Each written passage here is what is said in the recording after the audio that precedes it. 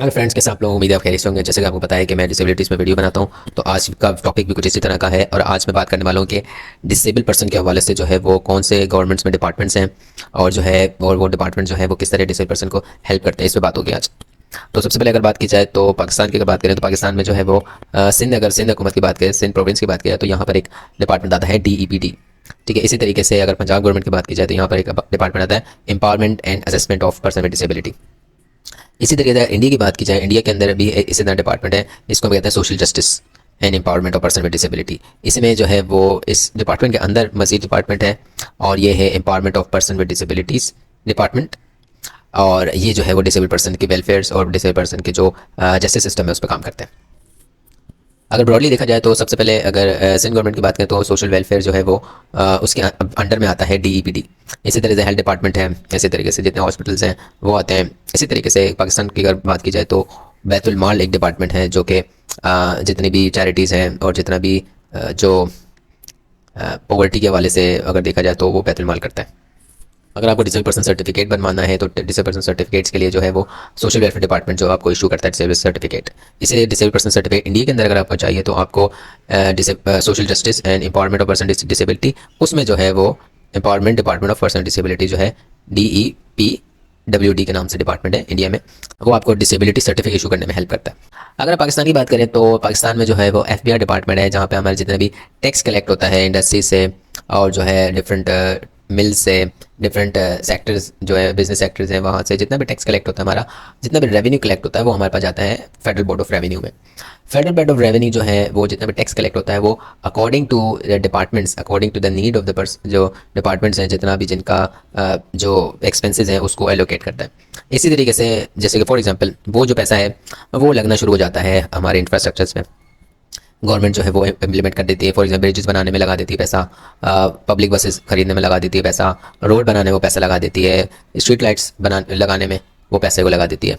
तो वो जो रेवेन्यू जनरेट होता है, जो इनकम टैक्स से हम लोग पैसे देते हैं, जो डिफरेंट रिसोर्सेज से गवर्नमेंट जो है कस्टम से पैसा जनरेट करती हैं, वो सारा जो पैसा है वो जो इंफ्रास्ट्रक्चर है उसमें गवर्नमेंट लगाती है। तो ऐसा ही है जैसे तो अगर हम बात कर ली जाए सिंध गवर्नमेंट की और DEPT डिपार्टमेंट की, जो कि इसको DEPT डिपार्टमेंट जो है पहले था स्पेशल एजुकेशन डिपार्टमेंट, लेकिन अब इस डिपार्टमेंट का नाम बदल के DEPT डिपार्टमेंट कर दिया है। और इसका अगर लॉन्ग फॉर्म देखा जाए तो वो है department of empowerment of person with disability. इसी तरीके से जो रेवेन्यू है वो सोशल वेलफेयर डिपार्टमेंट को भी आता है, और सोशल वेलफेयर डिपार्टमेंट जो है वो फर्दर उसको जो अब के जो फर्दर डिपार्टमेंट उसके नीचे काम करते हैं उनमें से एक डिपार्टमेंट है DEPT डिपार्टमेंट, वो वहाँ पे भी उन पैसों को सर्कुलेट करता है, वहाँ पे भी इशू करता है फंड्स, इसको हम फंड्स कहते हैं। तो वो फंड्स जब इशू करता है इनको, और तो DEPT डिपार्टमेंट या एम्पावरमेंट एंड असेसमेंट डिपार्टमेंट जो है पंजाब का, और गवर्नमेंट का जो और इंडिया का जो बड़ा डिपार्टमेंट है जो कि empowerment of person with disability DEPWD department जो है, वो भी सेम इसी स्ट्रक्चर पर काम करते हैं।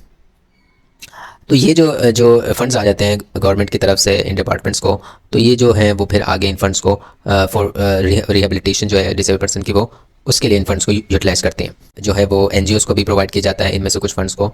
NGOs बेसिकली ऐसी NGOs हैं जो डिसेबल पर्सन के जो राइट्स हैं उस पर काम कर रही होती हैं, या डिसेबल पर्सन की वेलफेयर्स पे काम कर रही होती हैं। तो गवर्नमेंट जो है ऐसी NGOs को भी वो पैसे प्रोवाइड करती हैं, फंड्स प्रोवाइड करती है।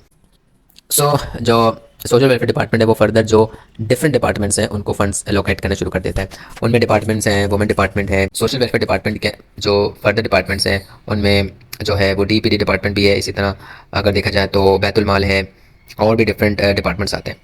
तो वो डिपार्टमेंट्स के अंदर और सोशल वेलफेयर जो है फर्दर जो है वो आगे भी NGOs को और DPOs हमारे जो मेन कंसर्न होता है वो DPOs होता है। DPOs का मतलब है डिसेबल पीपल ऑर्गेनाइजेशंस, इसको हम NGOs नहीं कहते, बल्कि अब इसका इंडियन टर्म आ गया है, इसको हम कहते हैं डिसेबल पीपल ऑर्गेनाइजेशन। तो उनको भी जो है फंड्स एलोकेट करना शुरू हुआ। DPOs को फंड देने का मकसद बेसिकली ये होता है कि जो डिसेबल पीपल ऑर्गेनाइजेशन है उसमें जितने भी डिसेबल पर्सन है उनको NGOs जो है बेहतर तरीके से समझती हैं।